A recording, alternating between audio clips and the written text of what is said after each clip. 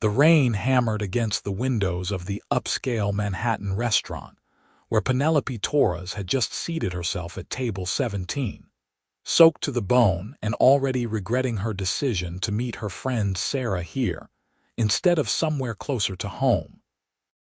She pushed wet strands of dark hair from her face and tried to compose herself, aware that her white blouse was now semi-transparent and clinging to her skin in a way that made her deeply uncomfortable. A server appeared with a concerned expression and offered her a towel, which she accepted gratefully, dabbing at her face and arms while water pooled beneath her chair. "Your companion will be arriving soon," the server asked politely. "She should be here any minute," Penelope replied, though she was beginning to doubt it. Sarah had a habit of running late, and the weather would only make things worse. That was when she noticed him at the bar, a man in an expensive charcoal suit who seemed entirely too composed for the chaos of the storm outside. He was watching her, not in a creepy way, but with something like curiosity in his dark eyes. When their gazes met, he raised his glass slightly in acknowledgement before looking away. Penelope felt heat rise to her cheeks and focused on her menu instead, trying to ignore the way her heart had inexplicably quickened. 10 minutes passed. Then 20. Sarah sent a text apologizing profusely, explaining that the subway had flooded, and she was trapped 3 stations away with no estimated time of arrival. Penelope sighed and was about to order something small when the man from the bar approached her table. "Excuse me," he said, his voice deep and smooth. "I don't mean to intrude, but you look like you could use some company, and possibly a dry jacket." He held out his suit jacket, which he had apparently retrieved from somewhere. Penelope looked up at him, really looked, and felt something shift in her chest. He was handsome in a clean-cut way, with strong features and dark hair that was perfectly styled despite the weather. But what struck her most was the openness in his expression, as if he had nothing to hide. "I can see right through you," she said suddenly, the words tumbling out before she could stop them. "You are trying to be the hero, swooping in to rescue the drowned rat at table 17. Instead of being offended, he laughed, a genuine sound that made the corners of his eyes crinkle. "You caught me, though I would have gone with elegant mermaid rather than drowned rat." Despite herself, Penelope smiled. "Flattery will get you everywhere, and I suppose I could use that jacket. I feel like I am putting on a show for the entire restaurant." He draped the jacket over her shoulders, and she caught the scent of expensive cologne mixed with something distinctly masculine. "Julian Xavier," he said, extending his hand. "Penelope Torres," she replied, shaking it. His grip was firm and warm. "Would you mind if I joined you, Penelope? My dinner meeting canceled, and eating alone has never been my favorite activity." She gestured to the empty seat across from her. "Be my guest. Though I should warn you, my friend ditched me because of the flood, so you might be getting the bad luck table." Julian sat down with an easy grace that suggested he was comfortable anywhere. "I will take my chances." The conversation flowed naturally from that point forward. Julian had a way of asking questions that made Penelope want to open up, and before long, she found herself telling him about her work as a physical therapist at a rehabilitation center in Brooklyn, about the patients she worked with, and how rewarding it was to see them regain their mobility and independence. He listened with genuine interest, asking follow-up questions that showed he was really paying attention. "And what about you?" Penelope asked after the waiter had taken their orders. "What do you do when you are not rescuing women from public humiliation?" "I work in hospitality," Julian said with a slight smile. "Hotels mostly. It keeps me busy." "That must be interesting. Do you travel a lot?" "More than I would like, honestly, but it has its perks." He paused, taking a sip of his wine. "Though lately, I have been thinking about staying in one place more, putting down roots. There was something in the way he said it that made Penelope think he was talking about more than just his career.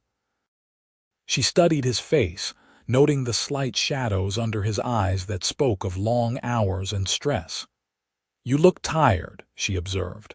"When was the last time you took a real break?" Julian blinked, seeming surprised by her directness.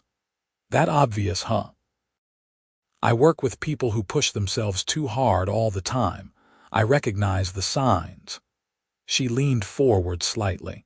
"You carry tension in your shoulders, and you keep checking your phone like you are expecting bad news."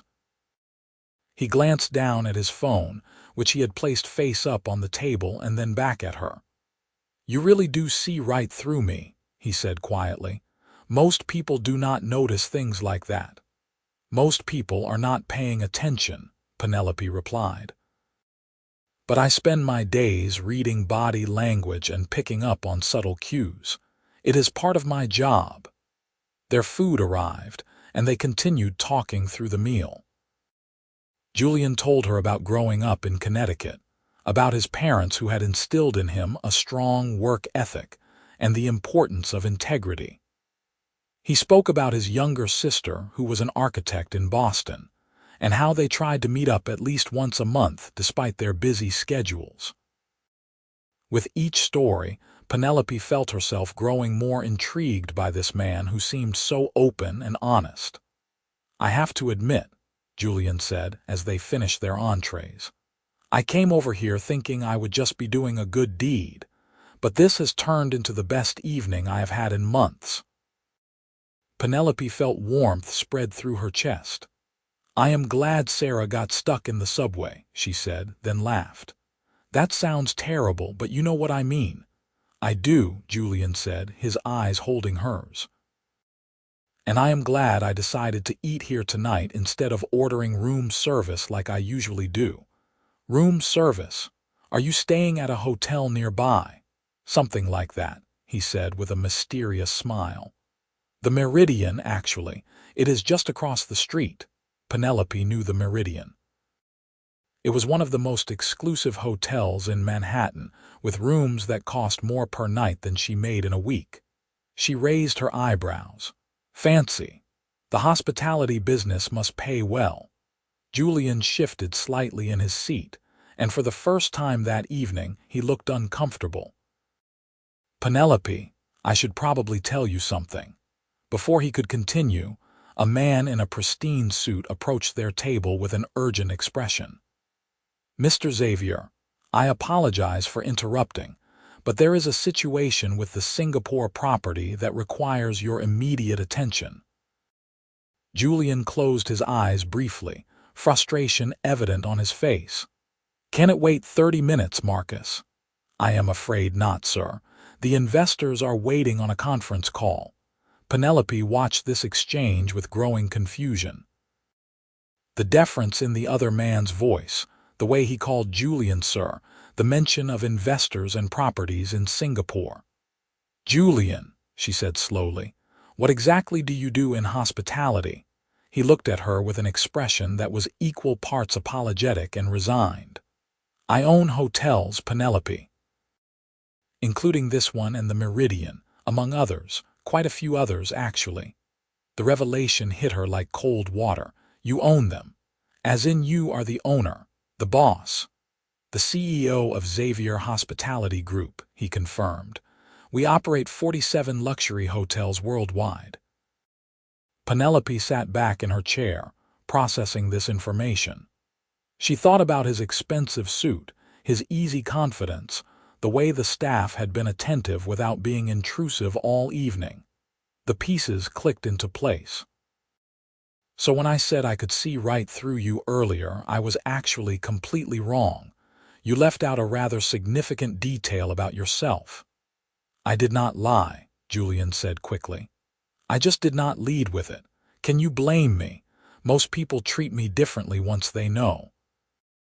They become guarded or start acting like they want something from me. But you were just yourself, real. It was refreshing." Marcus cleared his throat politely. "Sir, the call. Go ahead and tell them I will be there in 5 minutes," Julian said without taking his eyes off Penelope. After Marcus left, an awkward silence settled between them.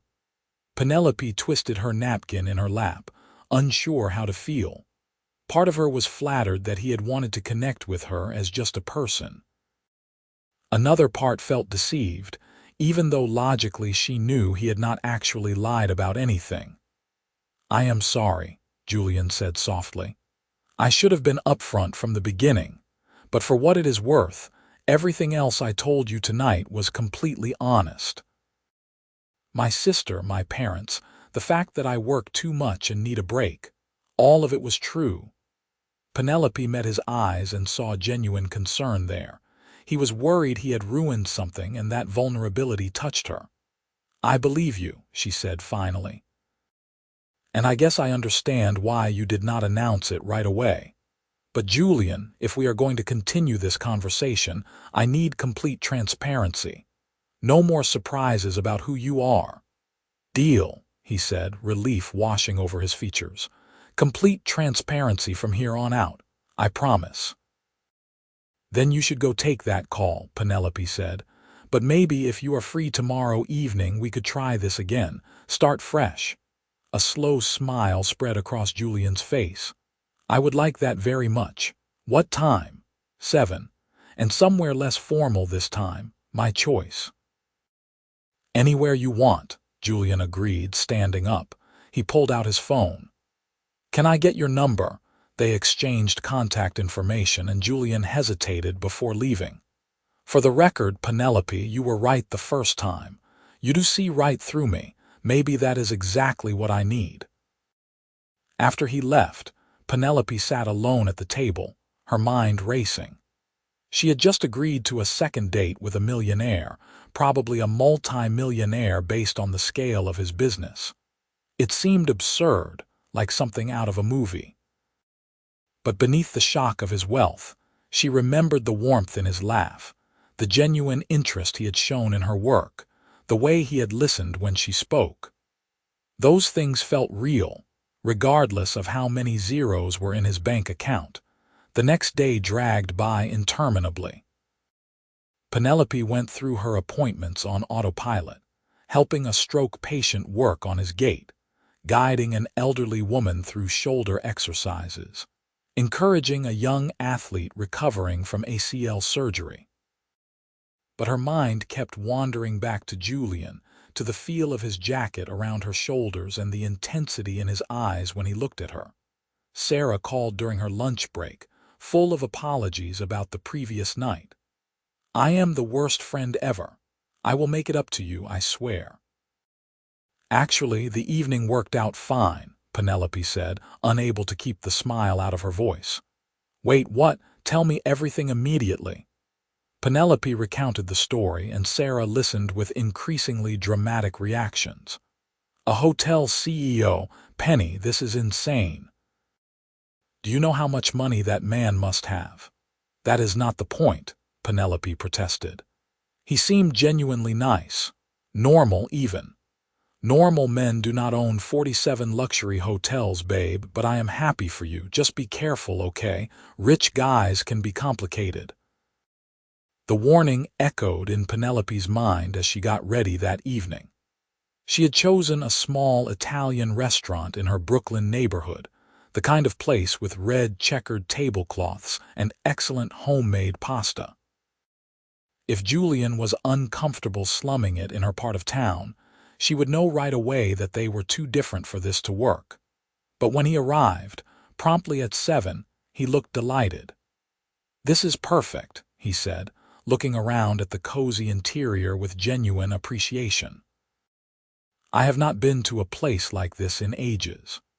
They were seated at a corner table, and this time the conversation picked up right where it had left off, but with a new layer of honesty.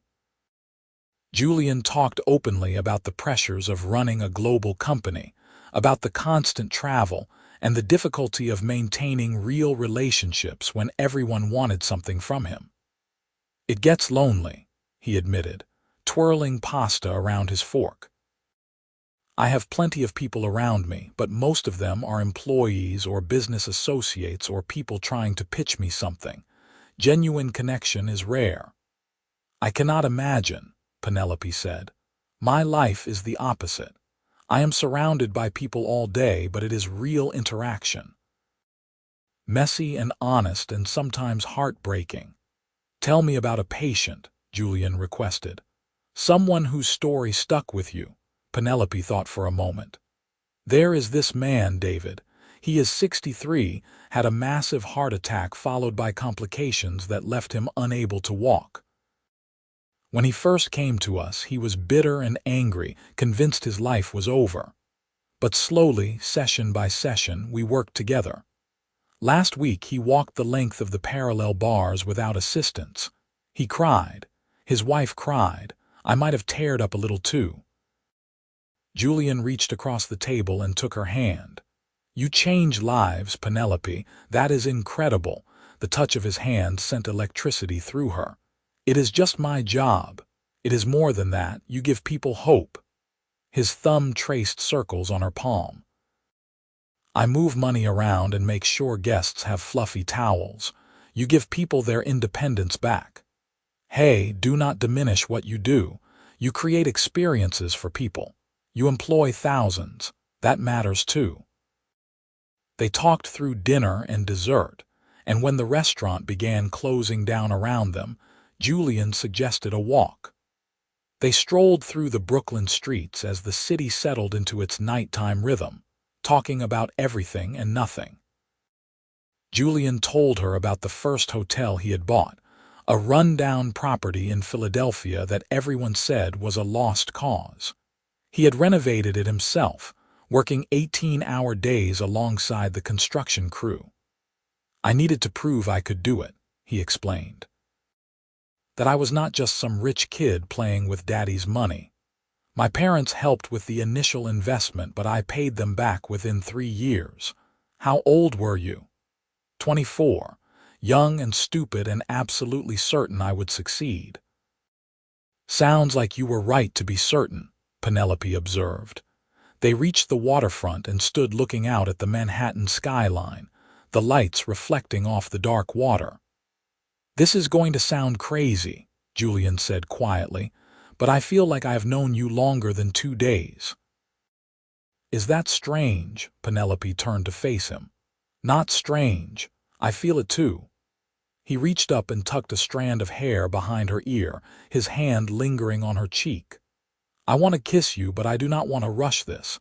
I do not want you to think I am some rich guy who expects things." "I think," Penelope said, stepping closer, "that you are overthinking this." When their lips met, it felt like coming home. The kiss was gentle at first, exploratory, but deepened as they both gave in to the connection that had been building between them. When they finally pulled apart, Penelope was breathless. "Wow," Julian said softly. "Yeah," Penelope agreed. "Wow, they saw each other every day for the next 2 weeks." Julian adjusted his schedule, pushing meetings and delegating tasks in a way that his assistant Marcus claimed was unprecedented. They fell into an easy rhythm, grabbing breakfast before Penelope's shifts, meeting for lunch when possible, spending long evenings exploring the city together. Julian showed her parts of New York she had never seen, took her to a private rooftop garden atop one of his hotels where they watched the sunset over the city.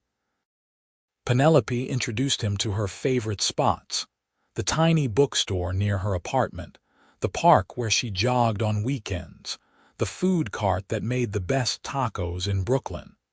But the differences in their worlds became increasingly apparent. One evening, Julian invited her to a charity gala his company was sponsoring. Penelope borrowed a dress from Sarah and felt hopelessly out of place among the designer gowns and diamond jewelry. A woman with perfect blonde hair and an icy smile cornered her near the bar. "You must be Julian's latest project," the woman said with false sweetness. "He has always had a savior complex. 6 months ago it was that teacher from Queens. Before that, An artist from Brooklyn.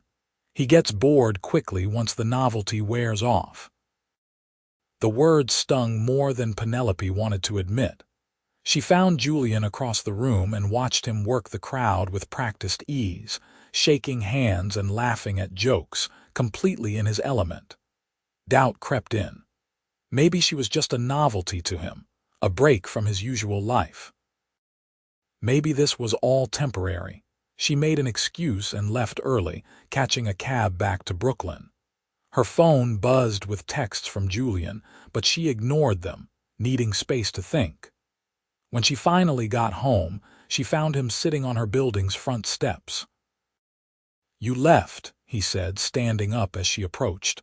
"I did not belong there," Penelope replied, her voice tight.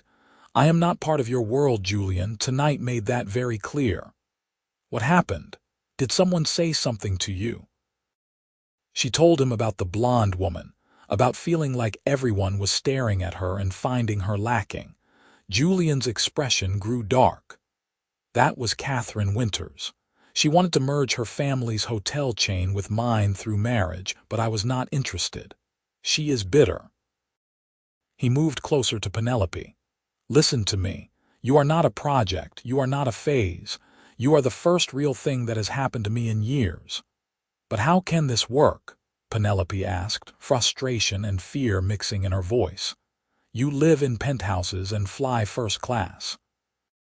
I have student loans and shop at thrift stores. Your world is champagne and caviar. Mine is coffee and pizza. My favorite meal right now is those tacos from the cart near your place," Julian said. "My favorite time of day is when I pick you up from work and you tell me about your patients. My favorite place in the world has become your tiny apartment with the radiator that clangs and the view of the brick wall across the alley." He took her hands in his. "Money does not define who I am, Penelope. It is something I have, not something I am. And if you need me to prove that, I will." "How?" she whispered. "Come with me. Right now." Despite her better judgment, Penelope followed him to where his car was waiting.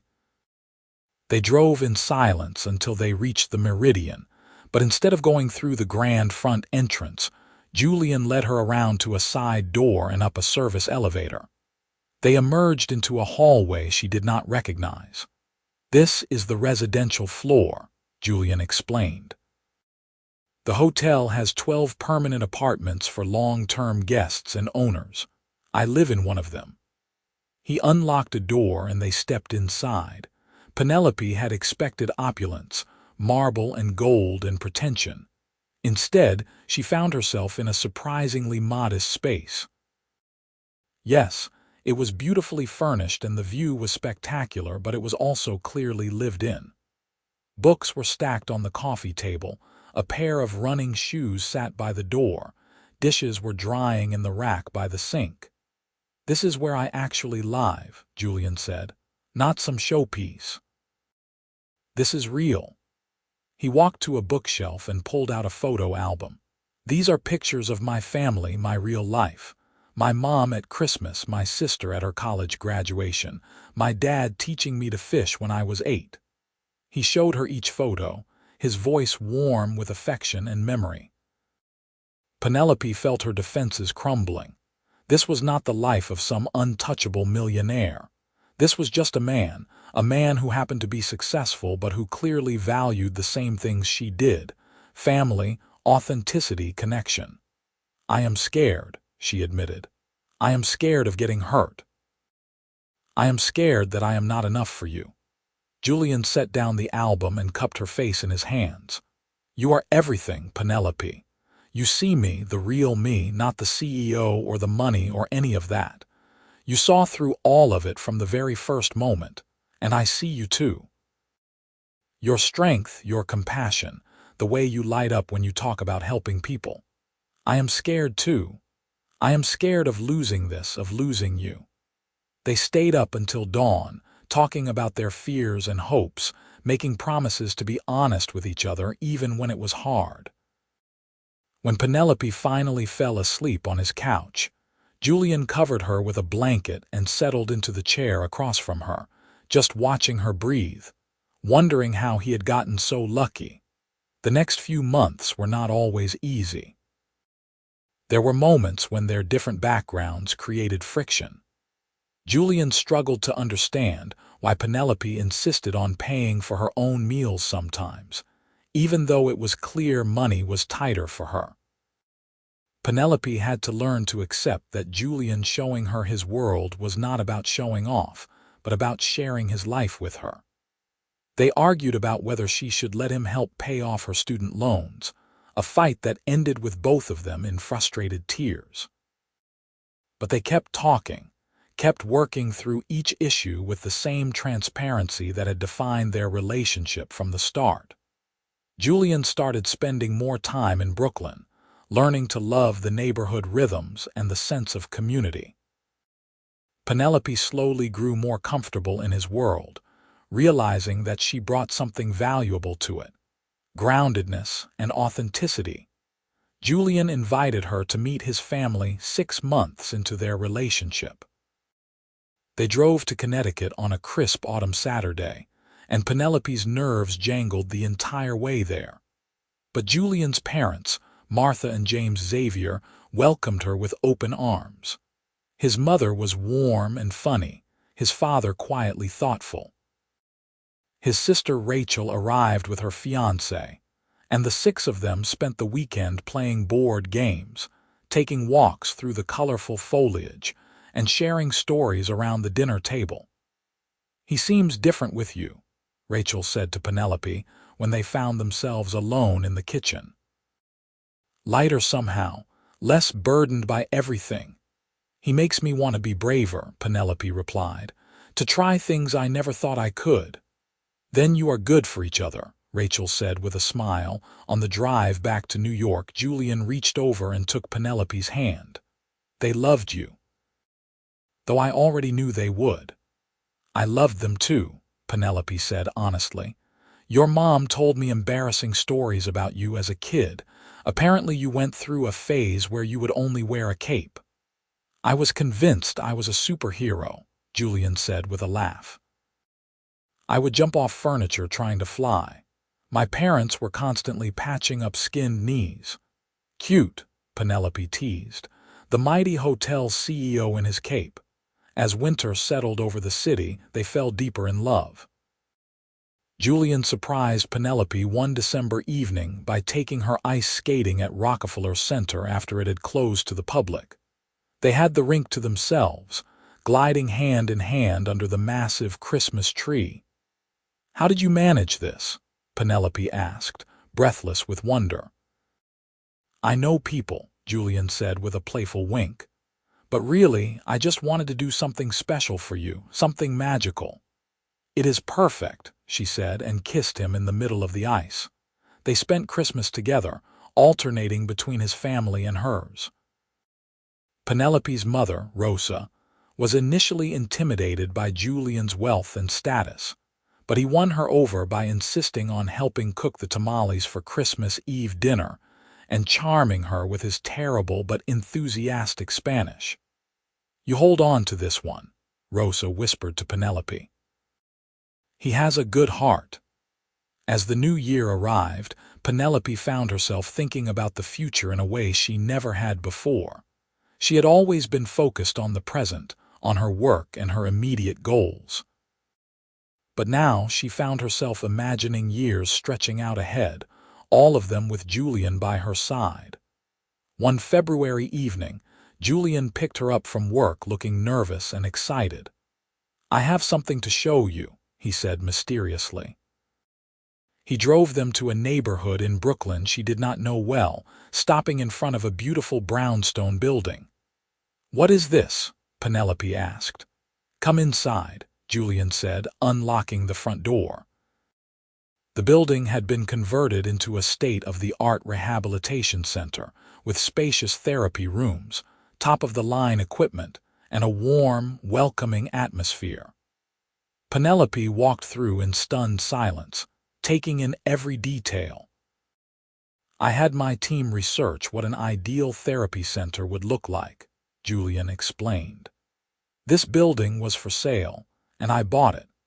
I know you have been talking about wanting to expand the services available to your patients, about creating a place where people could receive comprehensive care. This could be that place if you want it. Julian, this is too much, Penelope said, overwhelmed. It is not a gift, he clarified quickly. It is an investment. I would own the building, but you would run the center. We would structure it as a non-profit, make sure it serves the community regardless of ability to pay. You would have full control over the operations. I would just be the silent partner. Penelope turned to face him, tears streaming down her face. You did this for me. I did this for us, Julian said. I want to build a life with you, Penelope. A real life, one where we both feel fulfilled and challenged and useful. I realized I have all this money and resources, and what is the point if I cannot use it to help make the world a little better? You have inspired me to think bigger than just hotels and profit margins. She threw her arms around him, and they stood there in the empty therapy room holding each other tight. Yes, Penelope whispered. Yes to all of it. The center took 6 months to become fully operational. Penelope threw herself into the work, hiring staff, developing programs, reaching out to the community. Julian supported her from behind the scenes, never trying to take credit or control the process. The Xavier Community Rehabilitation Center opened on a sunny day in August, with a small ceremony attended by local officials, community members, and Penelope's beaming family. That night, after the celebrations had ended and they were back at Penelope's apartment, Julian got down on one knee. I practiced a speech, he said, pulling out a ring box. But I think I am just going to speak from the heart. Penelope Torres, you have changed my entire life. You saw through all my defenses and my wealth and everything I used to keep people at a distance, and you loved me anyway. You challenged me to be better, to use what I have been given in ways that matter. You have made me happier than I ever thought possible. I want to spend the rest of my life with you, building dreams together and changing lives and just being ridiculously in love. Will you marry me? Penelope did not hesitate. Yes, absolutely yes. The ring was beautiful but not ostentatious, a simple diamond set in platinum. It fit perfectly, as if it had been made just for her. They spent the rest of the night making plans and dreaming about their future, talking until they both fell asleep wrapped in each other's arms. They were married the following spring in a ceremony that perfectly blended their two worlds. The wedding was held at a small vineyard in upstate New York, intimate and beautiful. Penelope walked down the aisle in her grandmother's restored lace dress, with her father proudly at her side. Julian waited at the altar in a classic tuxedo, his eyes bright with happy tears. The vows they exchanged were personal and heartfelt. Julian promised to always be transparent with her, to share his worries and fears as well as his joys. Penelope promised to push him to be his best self, to keep him grounded and remind him what really mattered. They promised to build a life based on trust and honesty and unwavering support for each other. The reception was joyful and unpretentious. Julian's business associates mingled with Penelope's physical therapy colleagues and her extended family. Rachel gave a hilarious toast about how she had never seen her brother so happy. Rosa cried and welcomed Julian officially into the family. They danced until late into the night, surrounded by everyone they loved. For their honeymoon, they traveled to Italy, spending 3 weeks exploring small villages and eating incredible food. They talked about everything, from where they wanted to live to how many children they hoped to have. Julian admitted he wanted to step back from the day-to-day operations of his company, to focus more on philanthropic work. Penelope shared her dream of expanding the rehabilitation center model to other underserved communities. We could do that, Julian said as they sat in a cafe in Florence watching the sun set over the Duomo. "Start a foundation, open centers in different cities. Make it our mission." "Our mission," Penelope repeated, liking the sound of it. "I love that." They returned to New York refreshed and ready to start their married life.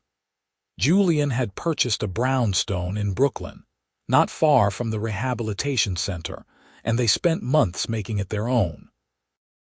It was a perfect blend of both their styles, elegant but comfortable, a place where they could host family dinners and also work on projects together. The Xavier Foundation was officially established a year into their marriage, with a mission to provide accessible rehabilitation services to underserved communities.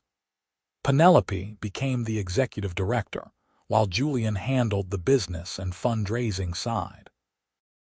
They were a powerful team, combining his resources and business acumen with her clinical expertise and passion for helping people.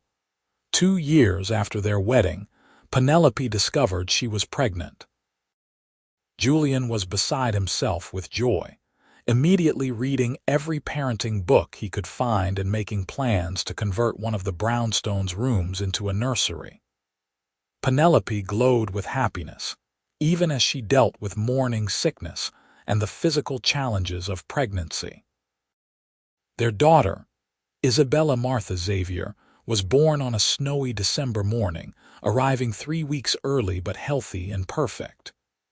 Julian cried when he held her for the first time, overwhelmed by the tiny life they had created together.